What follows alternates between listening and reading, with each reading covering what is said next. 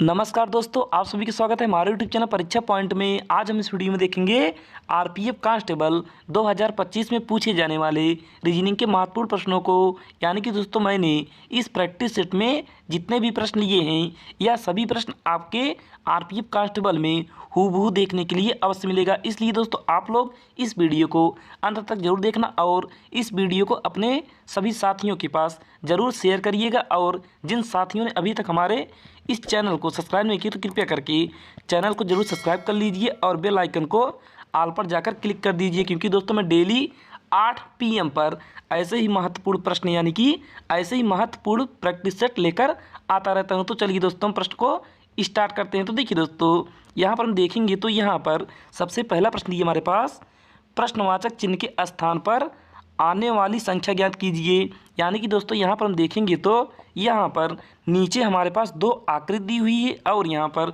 हमें बताना है कि इस प्रश्नवाचक चिन्ह के स्थान पर कौन सा लेटर होगा। क्योंकि दोस्तों यहाँ पर हम देखेंगे तो यहाँ पर बाहर में यानी कि किनारे किनारे पर लेटर दिया है और बीच में हमारे पास संख्या दी हुई है। तो यहाँ पर दोस्तों हमें बताना है कि इस प्रश्नवाचक चिन्ह के स्थान पर कौन सा लेटर होगा। तो देखिए दोस्तों, आप यहाँ पर सबसे पहले जो नियम इस पहले वाले आकृति में लगाएंगे वही सेम नियम हम इस दूसरे वाले आकृति में लगाएंगे। तो देखिए दोस्तों, आप यहाँ पर सबसे पहले इन सभी लेटर का लिखेंगे प्लेस वैल्यू, तभी आपको यहाँ पर पता चलेगा कि यहाँ पर 39 हमारे पास कैसे प्राप्त होगा। तो देखिए दोस्तों, आप यहाँ पर सबसे पहले डी का लिखेंगे तो डी का प्लेस वैल्यू होगा 4। उसके बाद ई का लिखेंगे तो यहाँ पर होगा 5। उसके बाद पी का लिखेंगे तो यहाँ पर होगा 16 और उसके बाद एन का लिखेंगे तो यहाँ पर होगा 14। अब देखिए दोस्तों, यहाँ पर हम इस 14 और 16 को आपस में जोड़ेंगे तो कितना आएगा।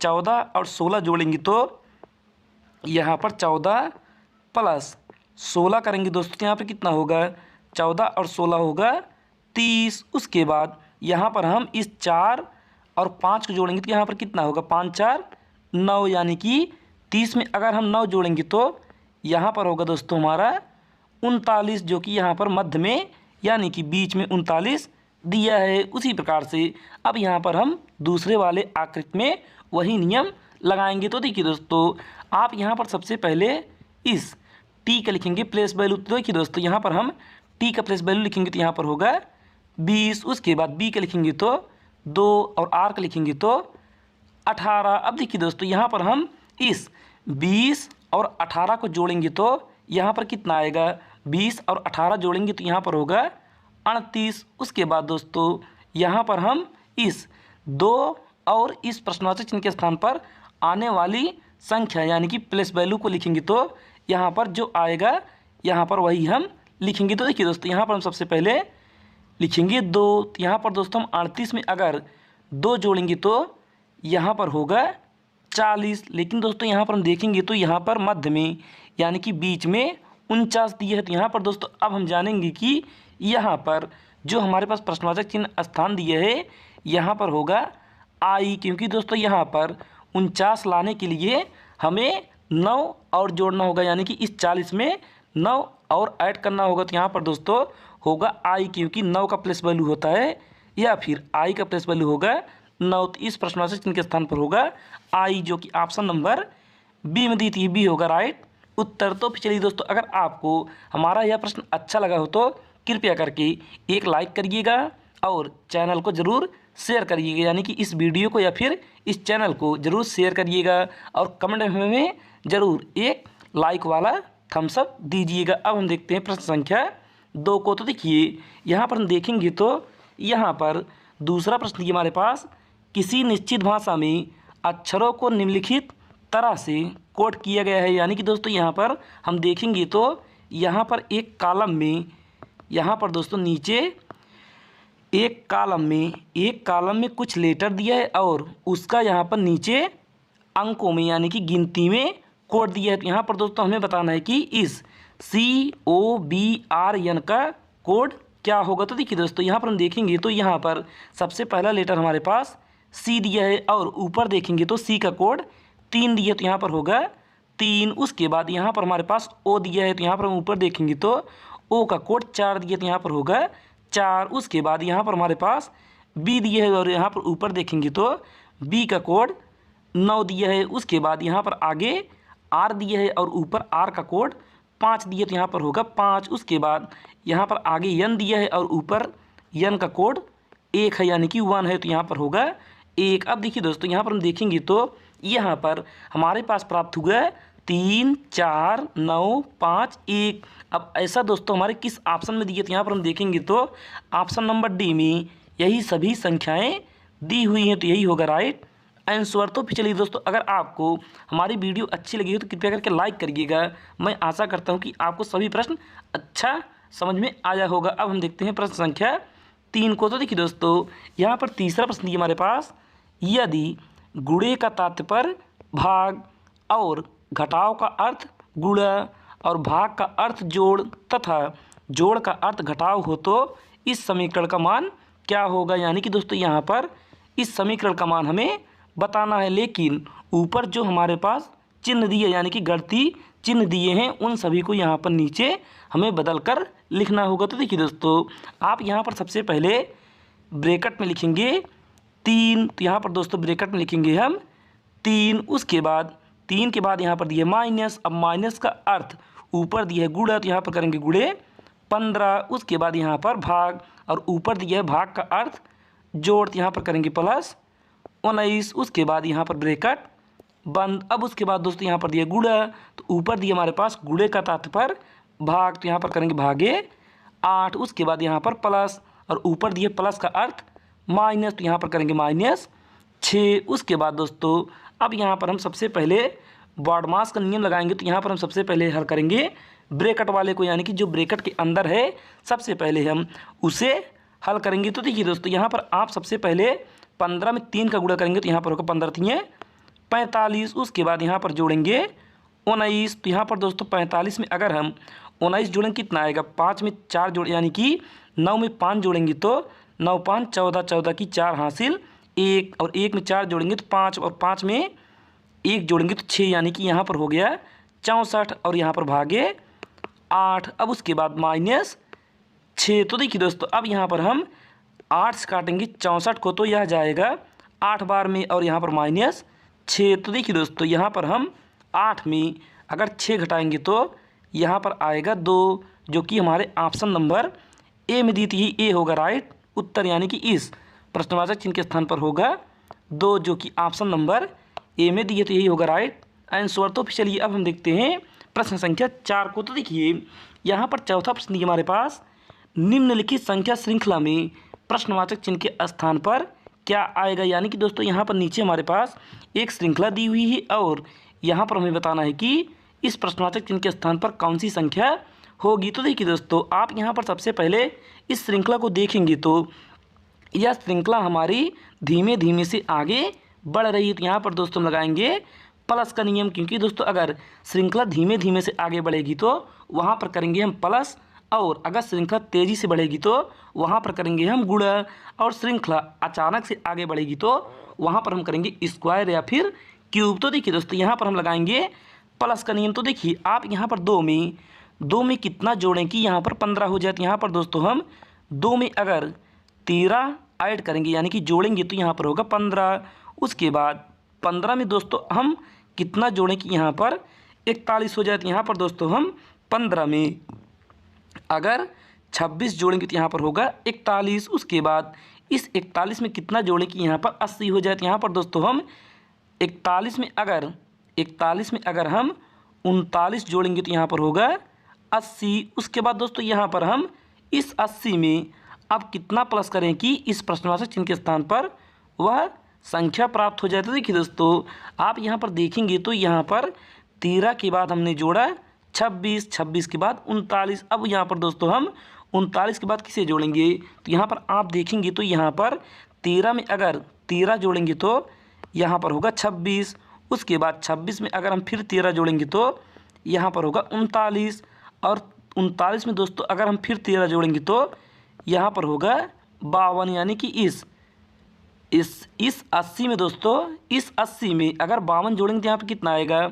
यहाँ पर 0 में 2 जोड़ेंगे तो 2, 8 में 5 जोड़ेंगे तो यहाँ पर होगा 13। यानी कि इस प्रश्नवाचक चिन्ह के स्थान पर होगा 132, जो कि ऑप्शन नंबर बी में दी थी, बी होगा राइट उत्तर तो चलिए अब हम देखते हैं प्रश्न संख्या 5 को। तो देखिए यहाँ पर पाँचों ऑप्शन दिए हमारे पास। नीचे दी गई श्रृंखला में एक पद लुप्त है, लुप्त पद का पता लगाएं। यानी कि दोस्तों यहाँ पर हमारे पास लेटर सीरीज दिया है और यहाँ पर हमें बताना है कि इस प्रश्नवाचक चिन्ह के स्थान पर कौन सा पद होगा। तो देखिए आप यहाँ पर सबसे पहले इन सभी लेटर का लिखेंगे प्लेस वैल्यू। तो देखिए दोस्तों आप यहाँ पर इन सभी का प्लेस वैल्यू लिखेंगे तो यहाँ पर जे का प्लेस वैल्यू होगा 10, उसके बाद यहाँ पर यल का होगा 12 और ओ का होगा 15 और यहाँ पर यस का होगा 19। तो देखिए दोस्तों यहाँ पर अब आप नियम लगाएंगे तो यहाँ पर 10 में अगर हम 2 जोड़ेंगे तो यहाँ पर होगा 12, उसके बाद 12 में अगर हम 3 जोड़ेंगे तो यहाँ पर होगा 15 और 15 में अगर हम 4 जोड़ेंगे तो यहाँ पर होगा 19। अब उसके बाद दोस्तों इस 19 में अगर हम 5 जोड़ेंगे तो यहाँ पर कितना होगा 19 5 24। तो यहाँ पर होगा दोस्तों 24 और 24 होता है हमारा एक्स का प्लेस वैल्यू। यानी कि यहाँ पर पहला लेटर होगा एक्स। तो यहाँ पर दोस्तों ऑप्शन देखेंगे तो यहाँ पर सिर्फ एक ही ऑप्शन है जिनमें पहला लेटर एक्स दिया है, यानी कि ऑप्शन डी होगा राइट आंसर। यानी कि एक्स डब्ल्यू इस प्रश्नवाचक चिन्ह के स्थान पर प्राप्त होगा, तो यही होगा करेक्ट उत्तर। तो चलिए दोस्तों अब हम देखते हैं प्रश्न संख्या 6 को। तो देखिए यहाँ पर छठवां प्रश्न हमारे पास एक ही पासे की 3 अलग अलग स्थितियाँ दिखाई गई हैं। 5 दर्शाने वाले फलक के विपरीत फलक पर संख्या ज्ञात कीजिए। यानी कि दोस्तों यहाँ पर नीचे हमारे पास एक पासे की 3 स्थितियाँ दी हुई है और यहाँ पर हमें बताना है कि 5 के विपरीत फलक पर कौन सा फलक होगा। तो देखिए दोस्तों आप यहाँ पर सबसे पहले इन तीनों पासों में से कोई 2 पासा लेंगे, लेकिन दोस्तों यहाँ पर हम ध्यान देंगे कि इन दोनों पासों में यानी कि जिन पासों को हम 2 लेंगे उसमें 5 जरूर होना चाहिए। तो देखिए दोस्तों यहाँ पर हम देखेंगे तो यहाँ पर हम पहले पासे और दूसरे पासे को लेंगे तो यहाँ पर देखेंगे तो यहाँ पर 5 दिया है। तो देखिए दोस्तों अब यहाँ पर हम इसके बात करेंगे इन दोनों में ढूंढेंगे कॉमन। तो यहाँ पर दोस्तों देखेंगे तो यहाँ पर हमारे पास 6 दिया है और यहाँ पर 6 दिया यानी कि 6 हो गया कॉमन। उसके बाद यहाँ पर 3 दिया है और यहाँ पर 3 दिया है यानी कि 3 भी हो गया कॉमन। अब उसके बाद दोस्तों जो बचेगा यानी कि एक पासे को अगर आपको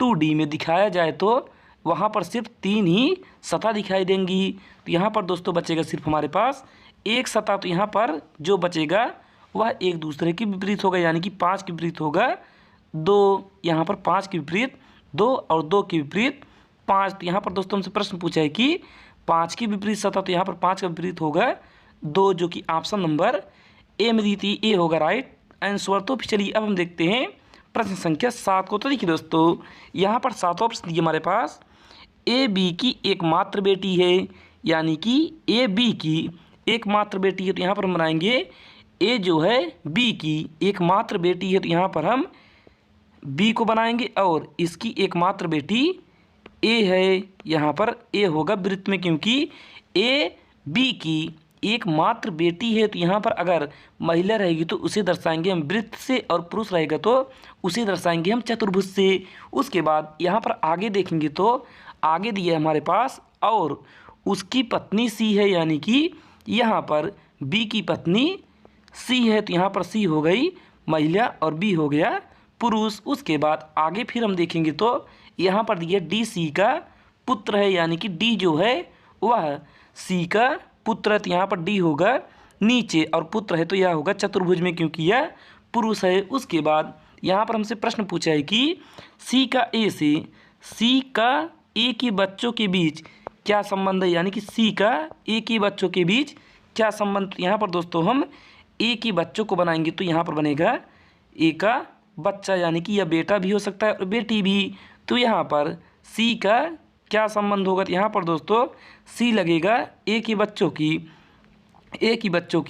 दादी, यानी कि ऑप्शन सी होगा राइट आंसर, यानी कि दादी होगा करेक्ट उत्तर। तो चलिए अब हम देखते हैं प्रश्न संख्या 8 को। तो देखिए यहाँ पर 8वां प्रश्न हमारे पास यक्स 5 किलोमीटर उत्तर की ओर यात्रा करता है। तो यहाँ पर दोस्तों बनाएंगे यक्स को 5 किलोमीटर उत्तर की ओर, यानी कि उत्तर होगा ऊपर, 5 किलोमीटर उत्तर की ओर यात्रा करता है, फिर दाईं ओर मुड़ता है और 7 किलोमीटर चलता है। तो यहाँ पर दोस्तों अगर उत्तर की ओर कोई व्यक्ति जा रहा है, यानी कि यक्ष उत्तर की ओर जा रहा है तो वह दाहिने मुड़ेगा तो वह चलेगा पूरब में, और पूरब में जाएगा 7 किलोमीटर। उसके बाद आगे फिर यहाँ पर दिया है वह फिर दाईं ओर मुड़ता है और 5 किलोमीटर की यात्रा करता है, यानी कि अब वह फिर दाईं ओर मुड़ेगा तो वह चलेगा नीचे और यह चलेगा 5 किलोमीटर। अब दोस्तों यहाँ पर आगे हमसे प्रश्न में, यानी कि यहाँ पर दोस्तों प्रश्न हमारे पास आगे दिया नहीं है, तो यहाँ पर दोस्तों आप चाहे जो आप यहाँ पर मान लेंगे कि इस मूल बिंदु से उसकी किस दिशा में उसका मुंह है, यानी कि दोस्तों यहाँ पर आप यह भी मान सकते हैं, या फिर चाहे जो आपसे प्रश्न पूछे आप उसका आंसर आसानी से दे सकते हैं, क्योंकि आपका फिगर तैयार हो गया। तो यहाँ पर दोस्तों अगर मूल बिंदु से मानेंगे तो यहाँ पर होगा पश्चिम, यानी कि पूरब में, और अगर उसका मुंह किस दिशा में है तो यहाँ पर होगा दक्षिण, यानी कि आप कोई भी यहाँ पर ऑप्शन चुन सकते हैं यहाँ पर जो आपसे पूछा हो। लेकिन दोस्तों यहाँ पर नहीं दिए है तो यहाँ पर हम रहने देंगे। अब हम देखेंगे प्रश्न संख्या 9 को। तो देखिए यहाँ पर 9वां प्रश्न दिया हमारे पास, वेन आरेख का चयन कीजिए जो निम्न वर्गों के मध्य संबंध को सबसे बेहतरीन रूप से प्रतिनिधित्व करता है, यानी कि दोस्तों यहाँ पर हमारे पास नीचे 3 शब्द दिए हैं और इन तीनों का हमें आपस में बनाना है वेन आरेख। तो देखिए आप यहाँ पर दोस्तों देखेंगे तो यहाँ पर सबसे पहला दिया है हमारे पास डॉक्टर, यानी कि यहाँ पर सबसे पहला दिया हमारे पास डॉक्टर, उसके बाद पिता और उसके बाद माता। तो यहाँ पर दोस्तों हम बनाएंगे सबसे पहले डॉक्टर का वेन आरेख, तो यहाँ पर हो गया हमारा डॉक्टर। उसके बाद यहाँ पर हम पिता का वेन आरेख बनाने से पहले यह देखेंगे कि इसका संबंध डॉक्टर के साथ है कि नहीं। तो यहाँ पर दोस्तों जितना, यानी कि दोस्तों यहाँ पर हम देखेंगे तो यहाँ पर कुछ का संबंध बनेगा, क्योंकि कुछ पिता डॉक्टर भी हो सकते हैं। तो यहाँ पर दोस्तों बनाएंगे कुछ का संबंध। उसके बाद आगे यहाँ पर दिया हमारे पास माता, लेकिन दोस्तों यहाँ पर हम माता का वेन आरेख बनाने से पहले यह देखेंगे कि इसका संबंध पिता के साथ है कि नहीं, या फिर डॉक्टर के साथ है कि नहीं। तो यहाँ पर दोस्तों हम देखेंगे तो यहाँ पर माता का संबंध पिता के साथ नहीं होगा, लेकिन माता का संबंध डॉक्टर के साथ अवश्य होगा, क्योंकि कुछ माताएं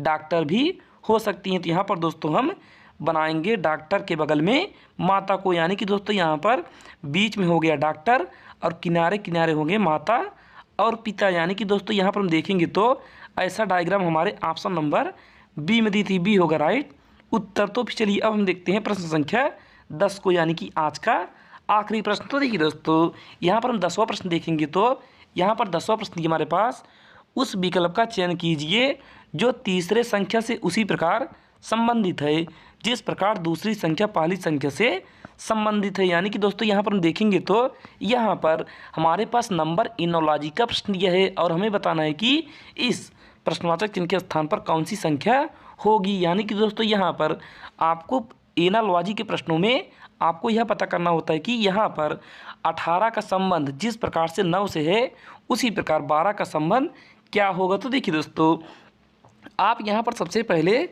इस 18 में ऐसा क्या नियम लगाएं कि यहाँ पर 9 प्राप्त हो जाए, और वही सेम नियम हम इस 12 में लगाएंगे कि इस प्रश्नवाचक चिन्ह के स्थान पर वह संख्या हमें प्राप्त हो जाए। तो देखिए आप यहाँ पर दोस्तों सबसे पहले क्या करेंगे, आप अगर 9 में 2 का गुणा करेंगे तो यहाँ पर होगा 18, या फिर 18 में 2 से भाग देंगे तो यहाँ पर प्राप्त होगा 9। लेकिन अगर हम 12 में 2 से भाग देंगे तो यहाँ पर होना चाहिए 6, लेकिन हमारे किसी भी ऑप्शन में 6 नहीं दिए, तो यहाँ हमारा यह नियम गलत हो गया। उसके बाद हम यहाँ पर क्या करेंगे, आप यहाँ पर दोस्तों इस 18 का करेंगे स्क्वायर, तो इस 18 का स्क्वायर करेंगे तो यहाँ पर होगा 324, और इस 324 को आपस में एक एक अंक जोड़ेंगे तो यहाँ पर कितना आएगा, 3 में 2 जोड़ेंगे तो 5 और 5 में 4 जोड़ेंगे तो 9, यानी कि यहाँ पर प्राप्त हो गया 9, जो कि आगे यहाँ पर 9 दिया है। इसी प्रकार से अब इस 12 का हम करेंगे स्क्वायर, तो 12 का स्क्वायर करेंगे तो यहाँ पर होगा 144। उसके बाद इस 144 को हम एक एक अंकों में जोड़ेंगे तो यहाँ पर कितना होगा, यहाँ पर 1 में 4 जोड़ेंगे तो 5 और 5 में 4 जोड़ेंगे तो यहाँ पर होगा 9, यानी कि यहाँ पर दोस्तों आएगा इस प्रश्नवाचक चिन्ह के स्थान पर 9, यानी कि 9 होगा हमारा राइट आंसर, जो कि ऑप्शन नंबर बी में दी थी, बी होगा राइट उत्तर। तो चलिए दोस्तों, अगर आपको हमारी वीडियो अच्छी लगी हो तो कृपया करके वीडियो को सबसे पहले एक लाइक करिएगा और इस चैनल को ज़रूर सब्सक्राइब कर लीजिएगा दोस्तों, क्योंकि मैं डेली इसी समय इस चैनल पर ऐसे ही प्रैक्टिस सेट यानी कि महत्वपूर्ण प्रैक्टिस सेट लेकर आता रहता हूं। और अपने दोस्तों के पास भी यह चैनल या फिर यह वीडियो ज़रूर शेयर करिएगा। आज के लिए बस नहीं, धन्यवाद। अब मिलते हैं अगले प्रैक्टिस सेट में कल।